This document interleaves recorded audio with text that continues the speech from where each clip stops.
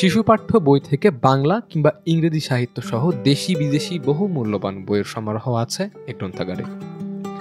রাজশাহী নগরীর প্রাণকেন্দ্র লক্ষ্মীপুরে অবস্থিত রাজশাহী মেডিকেল কলেজ হাসপাতালের দক্ষিণ পাশের বিশাল ভবনটি হয়তো চোখে পড়ে, কিন্তু সেই ভবনের ভেতরে কিছু চলে কিনা নাকি পরিত্যক্ত ভবনটি, সে বিষয়ে বিশেষ কিছু বোধহয় অনেকেই জানেন না, হাতে গোনা কজন গ্রন্থপ্রেমী ছাড়া।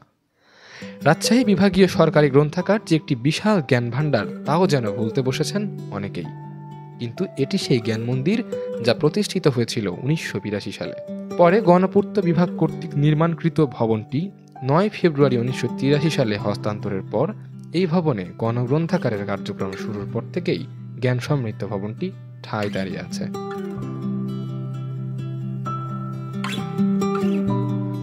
তবে আধুনিক এই যুগে সবকিছুই ডিভাইস নির্ভর হলেও এমন অনেক পাঠক রয়েছেন যারা প্রতিনিয়তই বই পড়তে হাজির হন এখানে।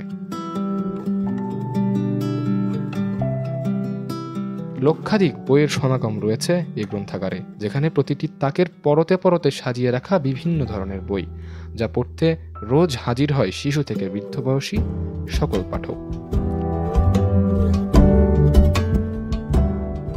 আমার কাছে বই পড়াটা একটা শখের বিষয়। আমি একাডেমিক বইয়ের পাশাপাশি এই বইটা পড়তে ভালোবাসি, কারণ এইটা পড়লে আমাদের একাডেমিকের পাশাপাশি অন্যান্য ডেভেলপ হয়, আমাদের স্কিলগুলো ডেভেলপ হয়। ফোন বেশি হাতে না নিয়ে, ইলেকট্রনিক জিনিস না নিয়ে বইটা পড়া বেশি উত্তম, কারণ বইয়ে আমরা অনেক কিছু শিখতে পারি।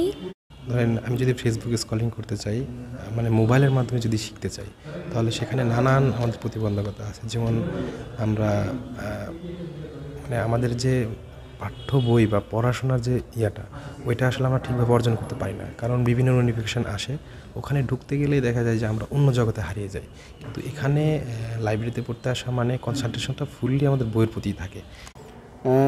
ইউটিউবে যেসবগুলো সত্য নয়, অনেকেই জায়গায় দেখা যায় ভুয়া আসে, পেপারে তো ওগুলো ভুয়া আসার সম্ভাবনা খুব কম। তারপরে এগুলোকে এডিটর দেখে তারপরে সে প্রিন্ট করে পাওয়া, বুঝলাম।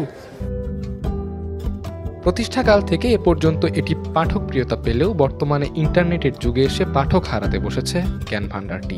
তবে নগরবাসীদের অনেকেই জানেন না যে এখানে কত রকমের বই আছে। এই গণগ্রন্থাগারটিতে আমাদের প্রায় সংগ্রহ এখন 1,02,067টি বই রয়েছে। তো এই যে বইগুলো কিন্তু পাঠক চায়। তো পাঠক চাই বলতে আমি আমার যারা রাজশাহীবাসী বা রাজশাহীর গণমানুষকে আমি করজোর অনুরোধ করব যে তারা যেন এই সুবিধাটা গ্রহণ করেন। এই বইগুলো কিন্তু তাদেরকে ডাকছে। গ্রন্থাগারটি বৃহস্পতিবার, শুক্রবার সহ সকল সরকারি ছুটির দিনে বন্ধ থাকে এবং প্রতি শনি থেকে বুধবার সকাল 10টা থেকে বিকেল 5টা পর্যন্ত পাঠকদের জন্য উন্মুক্ত থাকে। কাগজ যখন হারাতে বসেছে, তখন মহামূল্যবান এই গ্রন্থশালা উজ্জ্বল নক্ষত্রের মতোই জ্বলজ্বল করছে আপন মহিমায়। তানভীরুল আলম তোহা, ধূমকেতু নিউজ, রাজশাহী।